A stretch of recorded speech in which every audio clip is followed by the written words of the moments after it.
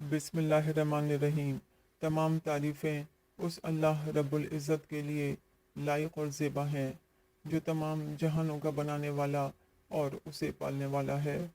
کروڑوں درود اور سلام ہوں آخری نبی محمد مصطفیٰ صلی اللہ علیہ وآلہ وسلم پر۔ السلام علیکم ورحمۃ اللہ وبرکاتہ ناظرین اور سامعین۔ آج کی ہماری گفتگو کا عنوان سورۃ الطور کی برکات اور فضیلت ہے۔ یہ سورت قرآن پاک کے 27ویں پارے میں ہے۔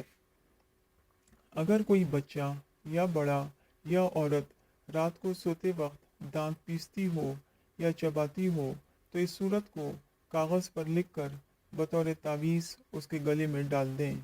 انشاءاللہ تعالی دانت پیسنے یا چبانے کی عادت ختم ہو جائے گی۔ اگر کسی شخص کا بیٹا، بیٹی یا کوئی عزیز مر گیا ہو، پھر وہ خواب میں نہ آیا ہو اور اس کو خواب میں دیکھنے کا دل چاہتا ہو تو بعد نماز عشاء اول اور آخر 7 مرتبہ درود شریف اور درمیان میں 7 مرتبہ یہ سورت پڑھیں۔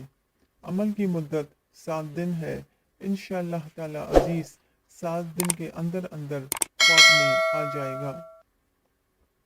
اول اور آخر 3 مرتبہ درود شریف اور درمیان میں 1 مرتبہ یہ سورت پڑھ کر پانی پر دم کر کے بچھو پر ڈال دیں، بچھو مر جائیں گے۔ اگر کوئی شخص برس، جذام یعنی کوہر کے مرض میں مبتلا ہو تو روزانہ اول اور آخر 3 مرتبہ درود شریف اور درمیان میں 3 مرتبہ اس سورت کو پڑھے اور پانی پر دم کر کے پی لے۔ انشاءاللہ تعالی جلد شفا نصیب ہوگی۔ آمین۔